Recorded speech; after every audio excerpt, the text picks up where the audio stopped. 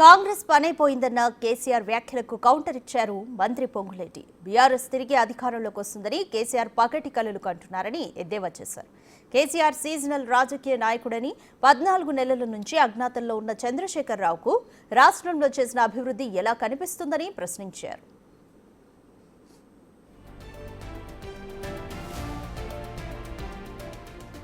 మేడిగడ్డ కుంగినప్పుడు, రాష్ట్రంలో భారీ వర్షాలు, వరదలు వచ్చినప్పుడు ఆయనకు ప్రజలు గుర్తుకు రాలేదని విమర్శించారు. శాసనసభలో కీలకమైన తీర్మానాలు, కులగణన, ఎస్సీ వర్గీకరణ, భూభారతి బిల్లు, మన్మోహన్ సింగ్ సంతాప తీర్మానానికి కేసీఆర్ హాజరు కాలేదని మండిపడ్డారు.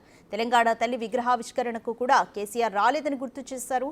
మేము ఏదైనా తప్పులు చేస్తే ఎత్తి చూపాలని ప్రజలు కేసీఆర్ను ప్రతిపక్షంలో కూర్చోబెడితే ఆయన ప్రజా తీర్పును గౌరవించింది లేదన్నారు. అధికారంలో ఉన్నప్పుడు కేసీఆర్ చేసిన తప్పులకు తెలంగాణ సమాజం ఆయనను క్షమించదని అన్నారు.